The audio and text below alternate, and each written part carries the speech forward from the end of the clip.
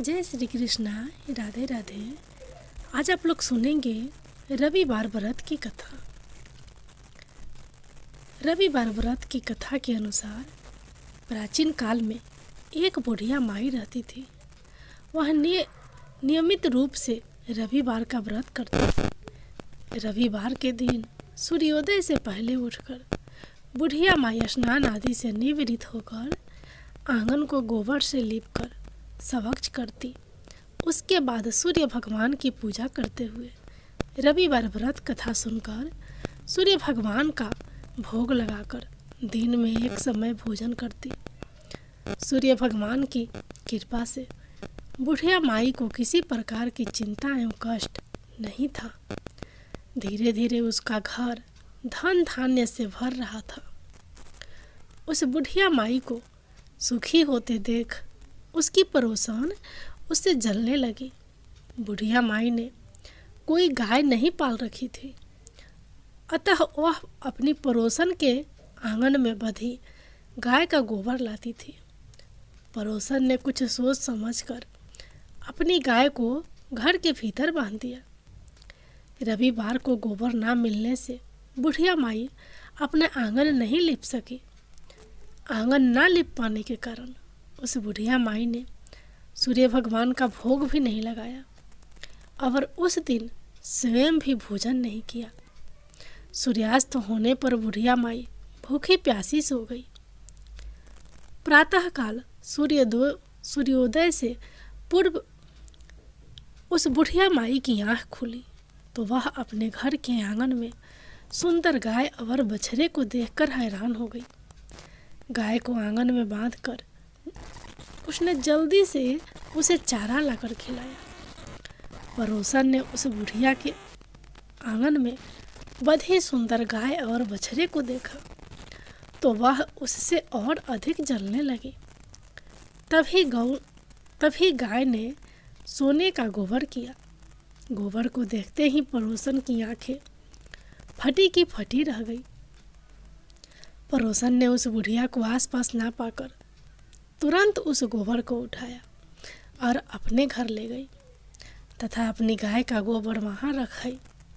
सोने के गोबर से पड़ोसन कुछ ही दिनों में धनवान हो गई। गाय प्रतिदिन सूर्योदय से पहले उठ सोने के गोबर किया करती थी और बुढ़िया के उठने के पहले पड़ोसन उस गोबर को उठा कर ले जाती थी।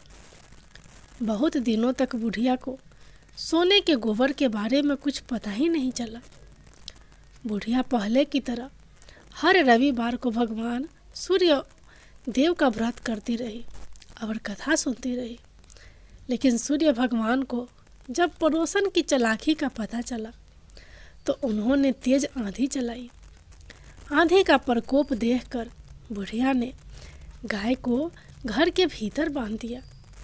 सुबह उठकर बुढ़िया ने सोने का गोबर देखा। उसे बहुत आश्चर्य हुआ। उस दिन के बाद बुढ़िया गाय को घर के भीतर बांधने लगी। सोने के गोबर से बुढ़िया कुछ ही दिन में बहुत धनी हो गई। उस बुढ़िया के धनी होने से पड़ोसन बुरी तरह जल भूनकर राख हो गई और उसने अपने पति को समझा बुझाकर उस नगर के राजा के पास भेज दिया। सुंदर गाय को देखकर राजा बहुत खुश हुआ। सुबह जब राजा ने सोने का गोबर देखा तो उसके आश्चर्य का ठिकाना न रहा। उधर सूर्य भगवान को भूखी प्यासी बुढ़िया को इस तरह प्रार्थना करते देख उस पर बहुत करुणा आई। उसी रात सूर्य भगवान ने राजा को सपने में कहा, राजा, बुढ़िया की गाय व बछड़ा तुरंत लौटा दो, नहीं तो तुम पर विपत्तियों का पहाड़ टूट पड़ेगा, तुम्हारा महल नष्ट हो जाएगा। सूर्य भगवान के सपने से बुरी तरह भयभीत राजा ने प्रातः उठते ही गाय और बछड़ा बुढ़िया को लौटा दिया। राजा ने बहुत सा धन देकर बुढ़िया से अपनी गलती के लिए क्षमा मांगी।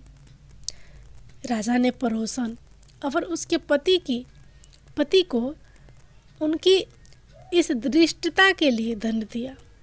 फिर राजा ने पूरे राज्य में घोषणा कराई कि सभी स्त्री पुरुष रविवार का व्रत किया करे। रविवार का व्रत करने से सभी लोगों के घर धन धान से भर गए। राजतय में चारों ओर खुशहाली छा गई। स्त्री पुरुष सुखी जीवन यापन करने लगे। तथा सभी लोगों के शारीरिक कष्ट भी दूर हो गए। सूर्य भगवान की जय।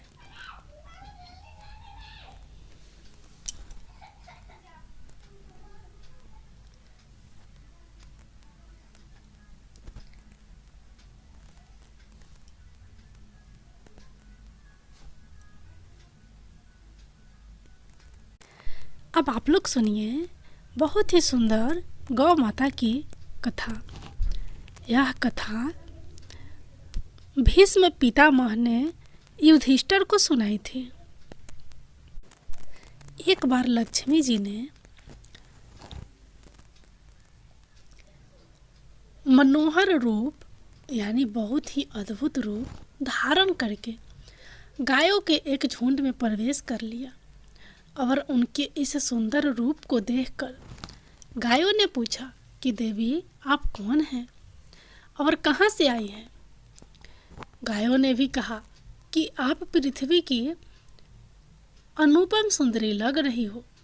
तब गायों ने एकदम से कहा कि सच सच बताओ, आखिर तुम कौन हो और तुम्हें कहाँ जाना है। तब लक्ष्मी जी ने विनम्रता से गायों से कहा कि तुम्हारा कल्याण हो। असल में मैं इस जगत में अर्थात संसार में लक्ष्मी के नाम से प्रसिद्ध हूँ और सारा जगत मेरी कामना करता है, मुझे ही पाना चाहता है। मैंने दैत्यों को छोड़ दिया था और इसलिए वे सदा के लिए नष्ट हो गए। इतना ही नहीं, मेरे आश्चर्य में रहने के कारण इंद्र, सूर्य, चंद्रमा, विष्णु, वरुण तथा अग्नि सभी देवता सदा के लिए आनंद भोग रहे हैं। इसके बाद माँ लक्ष्मी ने कहा कि जिनके शरीर में मैं प्रवेश नहीं करती वे सदैव नष्ट हो जाते हैं और अब मैं तुम्हारे शरीर में ही निवास करना चाहती हूँ। लेकिन इसके बाद भी कथा अभी खत्म नहीं हुई, क्योंकि गायों ने अब तक माँ लक्ष्मी को अपनाया नहीं था। गायों ने क्यों किया माँ लक्ष्मी जी का त्याग? देवी लक्ष्मी की इन बातों को सुनने के बाद गायों ने कहा कि तुम बड़ी चंचल हो, इसलिए कभी कहीं भी नहीं ठहरती हो। इसके अलावा तुम्हारा बहुतों के साथ भी एक सा ही संबंध है, इसलिए हमें तुम्हारी इच्छा नहीं है। तुम्हारी जहाँ भी इच्छा हो तुम चली जाओ। तुमने हमसे बात की, इतने में ही हम अपने आप को तुम्हारी कृतार्थ यानी तुम्हारी आभारी मानती हैं। गायों के ऐसे कहने पर लक्ष्मी जी ने कहा कि ये तुम क्या कह रही हो? मैं दुर्लभ और सती हूँ, अर्थात मुझे पाना आसान नहीं, पर फिर भी तुम मुझे स्वीकार नहीं कर रही। आखिर इसका क्या कारण है? यहाँ तक कि देवता, दानव, मनुष्य सब कठोर तपस्या करके मेरी सेवा का सौभाग्य प्राप्त करते हैं, अतः तुम भी मुझे स्वीकार करो। वैसे भी इस संसार में ऐसा कोई नहीं जो मेरा अपमान करता हो। ये सब सुनकर गायों ने कहा कि हम तुम्हारा अपमान या अनादर नहीं कर रही, केवल तुम्हारा त्याग कर रही हैं, और वह भी सिर्फ इसलिए क्योंकि तुम्हारा मन बहुत चंचल है। तुम कहीं भी जम कर नहीं रहती, अर्थात एक स्थान पर नहीं रुक सकती, इसलिए अब बातचीत करने से कोई लाभ नहीं। तो तुम जहाँ जाना चाहती हो जा सकती हो। इस तरह से गायों ने माँ लक्ष्मी का त्याग कर दिया, क्योंकि गायों को मालूम था कि लक्ष्मी कभी किसी एक के पास नहीं रहती, बल्कि पूरे संसार में घूमती हैं। पर फिर भी माँ लक्ष्मी ने हार नहीं मानी और इतना सब होने के बाद भी वार्तालाप जारी रखी। अब आखिर में माँ लक्ष्मी ने कहा, गायों, तुम दूसरों को आदर देने वाली हो, और यदि तुमने ही मुझे त्याग दिया तो सारे जगत में मेरा अनादर होने लगेगा। इसलिए तुम मुझ पर भी अपनी कृपा करो। तुमसे केवल सम्मान चाहती हूँ। तुम लोग सदा सबका कल्याण करने वाली पवित्र और सौभाग्यवती हो, तो मुझे भी बस आज्ञा दो कि मैं तुम्हारे शरीर के किस भाग में निवास करूं। इसके बाद गायों ने भी अपना मन बदल लिया, और गायों ने कहा कि हे यशस्विनी, हमें तुम्हारा सम्मान अवश्य ही करना चाहिए। इसलिए तुम हमारे गोबर और मूत्र में निवास करो, क्योंकि हमारी ये दोनों वस्तुएं ही परम पवित्र है। तब माँ लक्ष्मी ने कहा, धन्यवाद और धन्य भाग मेरे, जो तुम लोगों ने मुझ पर अनुग्रह किया, यानी मेरे प्रति इतनी कृपा दिखाई। मैं अवश्य ऐसा ही करूँगी। मैं सदैव तुम्हारे गोबर और मूत्र में ही निवास करूँगी। सुखदायिनी गायों, अर्थात सुख देने वाली गायों, तुमने मेरा मान रख लिया, अतः तुम्हारा भी कल्याण हो। बस यही वजह है कि गाय की इन दो वस्तुओं को लक्ष्मी का ही रूप समझा जाता है। गौ माता की जय। अब सुनिए गौ माता की अगली कहानी। गौ माता और राजा दिलीप की कहानी। राजा दिलीप का कोई पुत्र नहीं था, इसलिए वो अपने गुरु वशिष्ठ के पास गए। गुरु ने कहा कि तुमसे एक अपराध हुआ है, इसलिए तुम्हें पुत्र नहीं हो पा रहा। तुम्हारा अपराध है कि तुम एक बार देवता के युद्ध में मदद करके वापस लौट रहे थे। रास्ते में देवताओं को भी भोग और मोक्ष देने वाली कामधेनु एक विशाल वट वृक्ष के नीचे आराम कर रही थी, और अन्य कई गौ माताएं चारा चर रही थी। बस शीघ्रतावश तुमने अपना विमान रोककर नीचे उतरकर कामधेनु माता एवं गौ माताओं को प्रणाम नहीं किया, अनजान मार दिया। जबकि रास्ते में कहीं भी गौवंश दिखे, उनको राह देते हुए दाएं होकर प्रणाम करना चाहिए। ये बात तुम्हें भी गुरुजनों ने पूर्व में बताई थी। यहाँ गौ अपराध और गुरु आज्ञा का उल्लंघन हुआ, इसलिए तुम्हारे यहाँ पुत्र की प्राप्ति नहीं हो सकती। जरा सोचो, हम तो कभी प्रणाम नहीं करते, क्या हमारे पुत्र होंगे? आजकल पुत्र कहाँ पैदा हो रहे हैं? आजकल तो लड़के पैदा हो रहे हैं। जो हमेशा माँ बाप से लड़ाई करे वो लड़का। महाराजा दिलीप गुरुजी के पास जाकर रोने लगे। गुरुजी, कोई तो उपाय होगा। गुरु वशिष्ठ ने कहा, जा ये नंदिनी गौ माता को ले जा, और इस नंदिनी गौ माता की संतुष्ट होते ही पुत्र रतन की प्राप्ति हो सकती है। नंदिनी गौ माता ही कामधेनु गाय की पुत्री थी। अब तुम्हें पुत्र केवल गौ माता दे सकती है।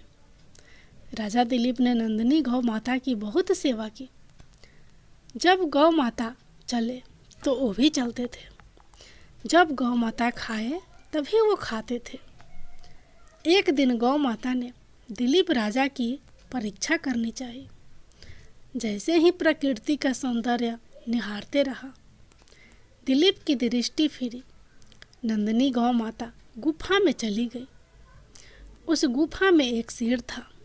शेर ने गौ माता को पकड़ लिया, और गौ माता करुण पुकार कर डकारने लगी और राजा दिलीप से मदद की गुहार लगाने लगी।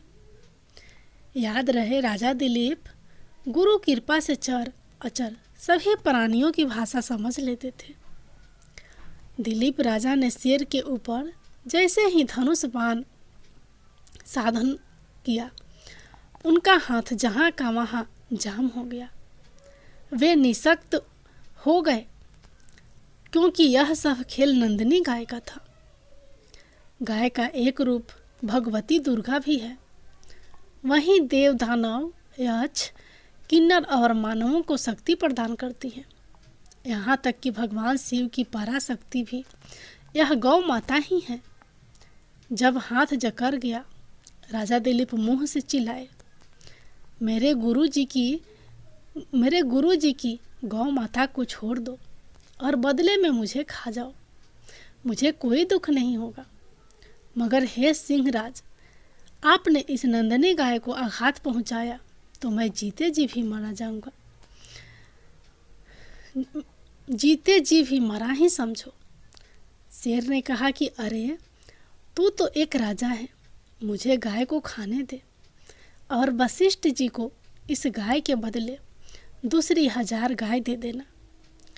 क्यों ऐसी बेवकूफ़ी कर रहा है? दिलीप ने कहा, नहीं, ये गौ माता को छोड़ दे और मुझे खा ले। बस मैं और कुछ नहीं जानता।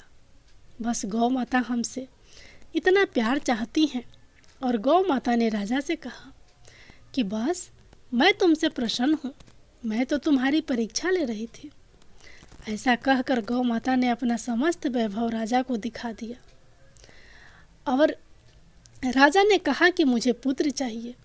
और गौ माता की कृपा से दिलीप राजा ने रघु जैसा पुत्र प्राप्त किया, जिनके नाम पर ही आगे रघुवंश चला।